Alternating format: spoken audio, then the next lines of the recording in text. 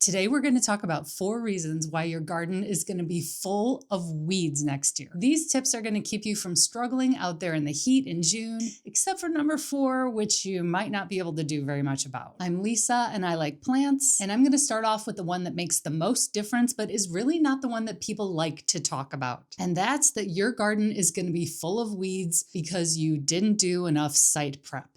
Site prep is when you kill off all the weeds, all the grass, and anything that might be growing in the place where you want to have your new garden. Sometimes we get impatient and we don't want to wait. We don't want to dig it out. We don't want to use herbicide, so we decide we're going to smother the area for about 6 weeks in the middle of the summer. We take a big tarp, leave it over the grass, and think probably 6 weeks is going to be enough for the grass to die, and then we can plant our garden. We endure having this tarp in our yard, and 6 weeks goes by and we think, wow, it's probably dead by now. And we pull up the tarp and underneath is some grass that's still pretty healthy. Maybe it's a little bit yellow, but you can tell that the roots are really solid. This grass is not dead. If you want to go the natural route of smothering the grass to kill grass and weeds so that you can put a garden bed there, I would suggest maybe trying 6 inches of mulch and leaving it on there for 3 months. That's a long time, but at least you're not dealing with plastic and ugly tarp. Your neighbors will kind of get what you're doing when you put mulch there. But the key is probably doing this for at least 3 months. Now, if you're in the South and you have Bermuda grass, you're going to have to ask somebody specifically about killing Bermuda grass. But if you have a cool season grass, probably 6 inches of mulch,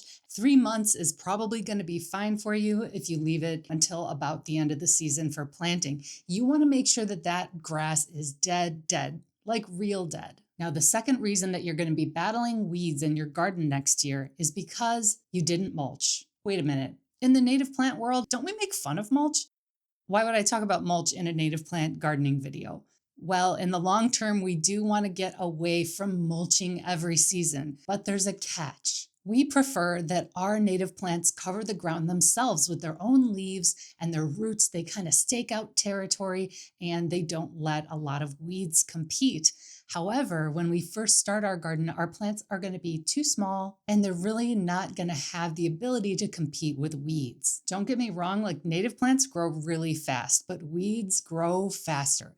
That's why they're called weeds. So for the first year, even the second year in spring, I always mulch my new native garden beds. First of all, it squashes germination of weed seeds, and it gives our native plants a chance to do what they do best, which is to spread out, to fight and compete for territory, not just above ground, but underground, where sometimes their roots even emit chemicals to compete with other plants.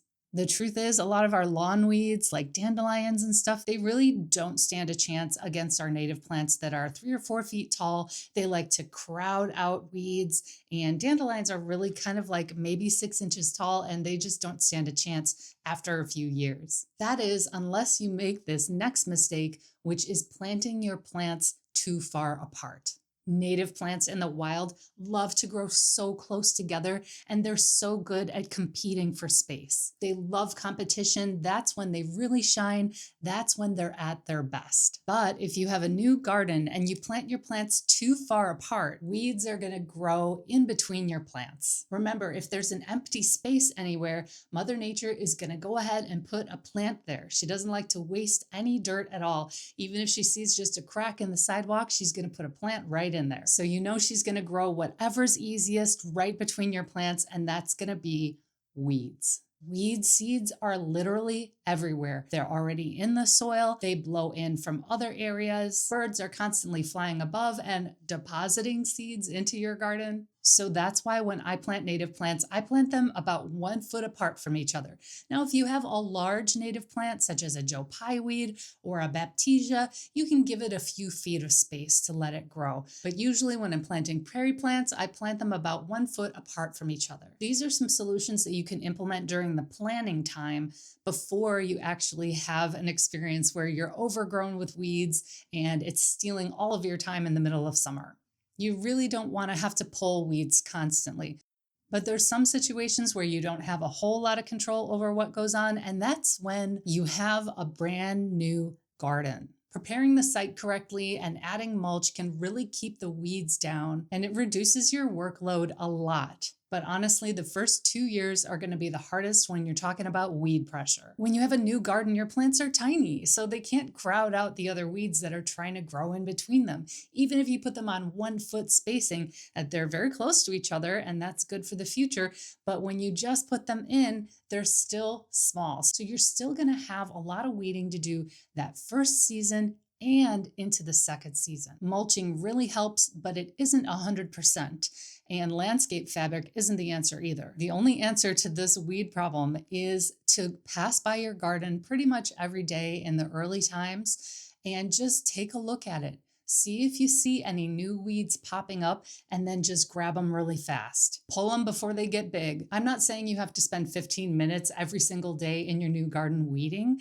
For me, it just means to look with your eyes. What do you see? Start getting used to seeing what your plants look like. And then you're going to start being able to identify, that wasn't there last week. What is this? And you'll start to see what's a weed and what's not a weed. And you'll be able to pull it so easily. And you just pull a little bit here and there. If you can't do it every day, try to do it a couple times a week. It's a new garden. You're excited about it anyway. So just go out there and take a look. When the weeds start popping up, just start pulling them out a little bit at a time that first year, especially early in the spring. This is something that you don't want to wait for it to get to midsummer when the weeds can get really large. Then when you pull out the weeds, there's going to be a lot of soil disturbance and all that kind of stuff. So you want to pull early in the season as much as possible. Also, when you have a new garden and you've got little weed seeds coming up, you can kind of tell, oh, there's 100 little seedlings right here. This is probably not my plant. And you can get it out with a hoe. I have a diamond hoe right here that I use for getting rid of a lot of little seedlings. If I let these seedlings go and I don't take care of them early in the season, they really get quite big, and it's it's a pain in the butt. So watch out for your new gardens and treat them how they are, which is that they're babies and they need a lot of care.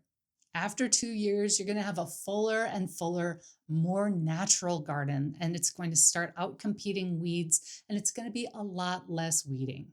Now, don't think this only applies to native plant gardens, because it absolutely applies to traditional ornamental gardens as well. It's pretty much the exact same principles. If you space them too far apart, if you don't mulch, you're going to get a ton of weeds. You're also going to have more weeds early on when you have a new garden. So these same rules apply to your new native garden or to your ornamental gardens that you've been tending for years. So keep these tips in mind, and you're going to do great going into the season with a plan instead of letting those weeds get to you.